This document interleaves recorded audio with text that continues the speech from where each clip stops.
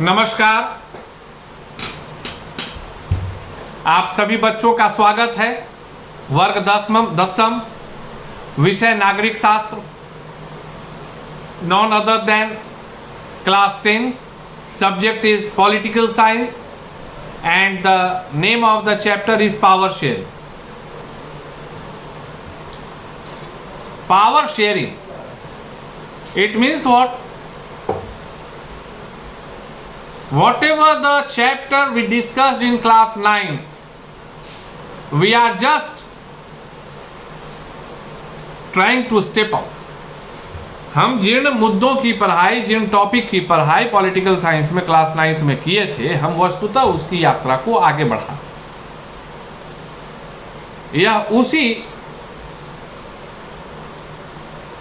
यात्रा का हिस्सा है जिस हिस्से में हम क्लास 9 में लोकतंत्र को पढ़े होंगे। We discuss about democracy, what democracy, why democracy, means the definition of democracy and the need of democracy.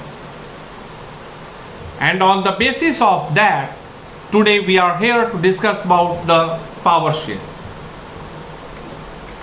वस्तुतः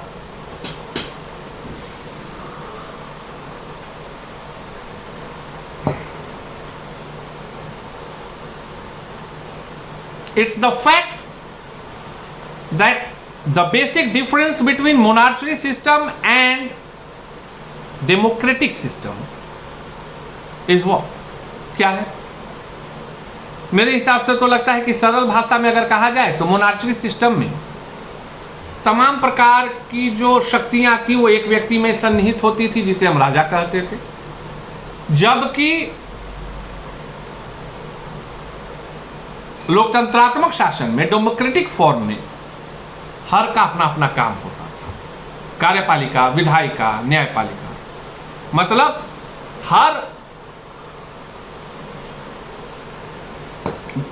संपूर्ण काम को कुछ विभागों में विभक्त कर दिया गया और फिर उसको अधिकृत कर दिया गया कि आपका काम ये है, आपका काम ये है, आपका काम शासन करना है, मतलब देश चलाना है, आपका काम नियम बनाना है, और फलाने जुडिशरी का काम नियम का पालन करवाना है, और जो नहीं पालन करे उसको दंडित करना है। And this one is the prime feature, the splitting of power into few segments, departments, is the feature of the democracy. Am I correct? सही है? बोलोगे बिल्कुल सही है। तो वस्तुतः क्लास 10th में हमको इसी के आधार पर दो कंडीशंस के बारे में पढ़ना है। पहला बेल्जियम और दूसरा Sri Lanka. Belgium is situated in Europe continent and Sri Lanka is present in Asia continent, southern part of India. भारत के दक्षिण में, एशिया महादेश में है। Am I correct? बोलोगे बिल्कुल सर, कहीं कोई डाउट नहीं है। तो अब चलते हैं बेल्जियम पे। Basically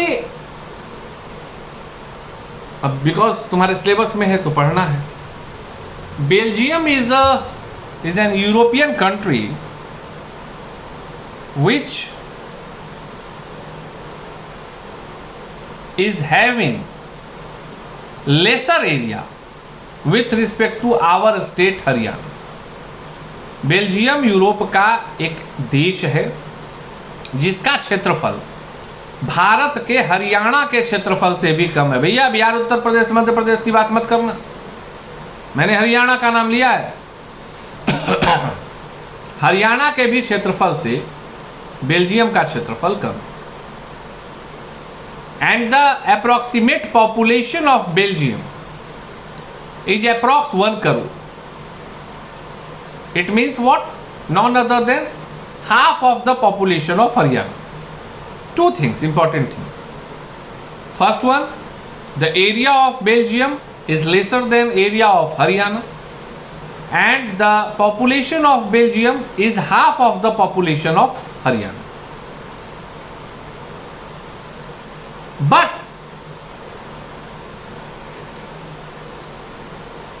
according to the basis of caste, the situation is very complicated. It's one line fact.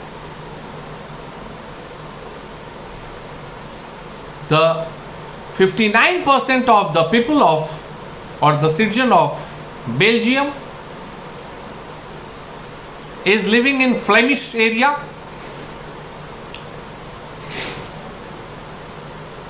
and usually their mother tongue is Dutch.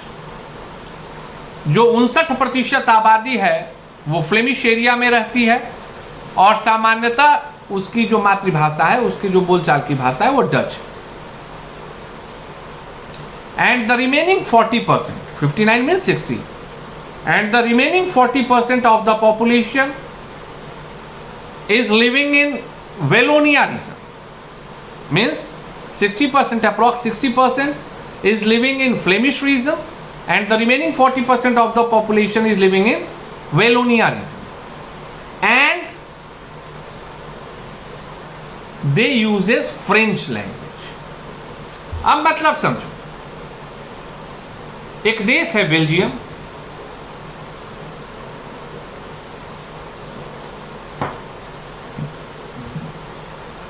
जिसकी 60% आबादी डच बोलती है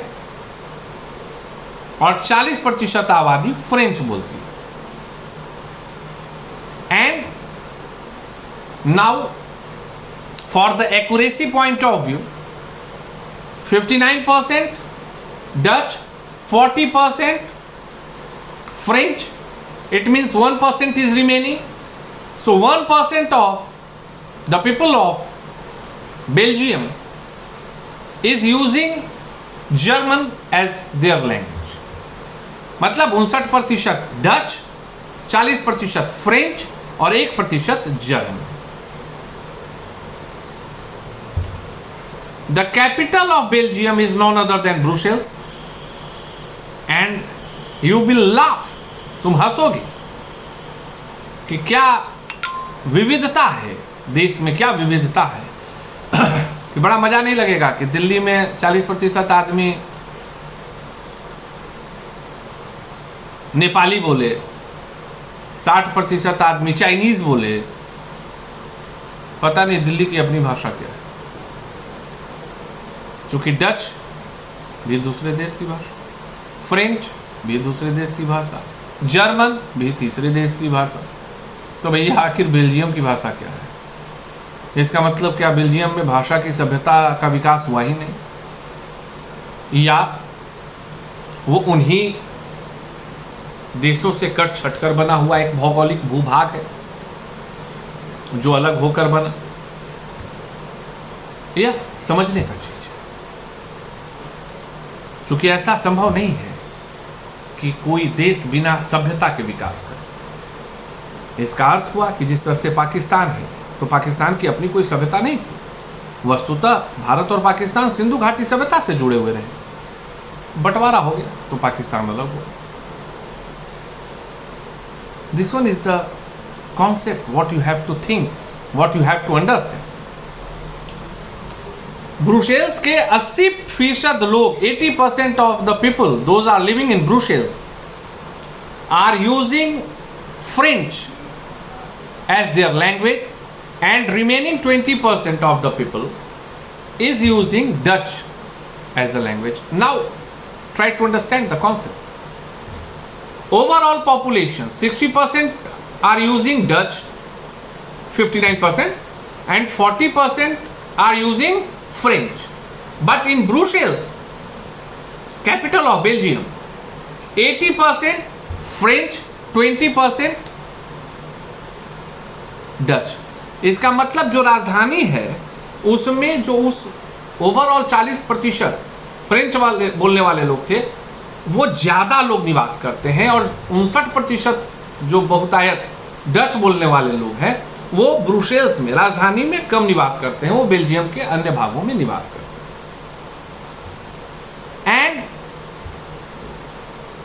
according to the reports and datas whatever we are having, according to them we can easily say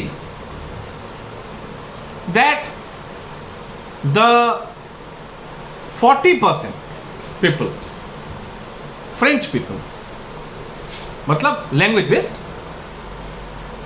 59% Dutch बोलने वाले हैं, 40% French बोलने वाले हैं। लेकिन जो आंकड़े हैं उसके हिसाब से यह जो 40% फ्रेंच बोलने वाले लोग हैं वही ज़्यादा इकोनॉमिकली रिच एंड पावरफुल रहे हैं बेल्जियम में। मतलब 59% जो डच बोलने वाले हैं उनसे ज़्यादा पावर, ज़्यादा इकोनॉमिकली रिच, इन्फ्लुएंट वह 40% जो जनता है जो फ्रेंच बोलती है वही लोग हैं। And due to that Dutch people got unsatisfied.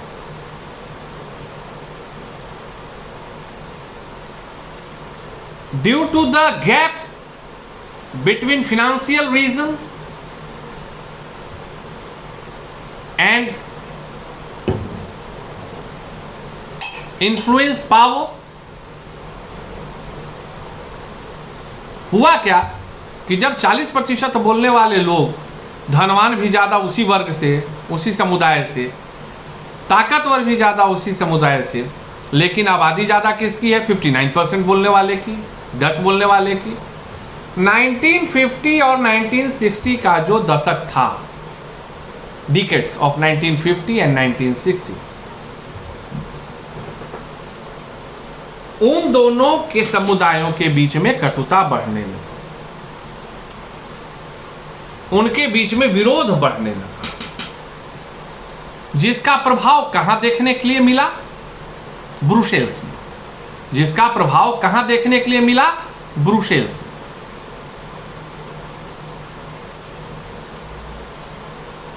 क्योंकि यह एक विचित्र परिस्थिति थी, यह एक विचित्र परिस्थिति थी कि जो समुदाय बहुसंख्य है, 59% है, उस पर हावी कौन है? 40% वाला।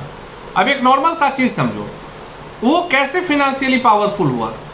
जब 59% आबादी उसकी है, तो अगर उसके बीच से कोई आदमी कोई बिजनेस करेगा तो स्वाभाविक है कि वो अपने सेगमेंट के लोगों को लाभ देना चाहेगा। बट इट्स कंप्लीटली अनफॉर्चुनेट कि 40% वाला इन्फ्लुएंस किसको कर रहा है? प्रभावित किसको कर रहा है? 59% वाला। And this one, due to this one content और due to this one reason, actually NCERT put this topic into your chapter कि आप सोचिए कि what were the reasons behind the success of French language based people over the Dutch language based people। ये एक work है और मैं आपको एक असाइनमेंट का अगला क्वेश्चन दे रहा हूं कि आप कारणों का उल्लेख करें। Describe the reason behind the success of the French people, French language based people over the Dutch language based people in Belgium। In next topic we will start discussion over the Sri Lanka, because Sri Lanka में भी इसी तरह की चीज थी, प्रभाकरण। अगर याद नहीं होगा तो खोज लेना, लिट्टे, डेथ ऑफ राजीव गांधी, अब इससे तो खोज ही लोगे, उस पर चर्चा होगी। जाफना प्रायद्वीप, इन सभी चीजों की चर्चा होगी आपको नेक्स्ट सेशन में। Thank you, have a great.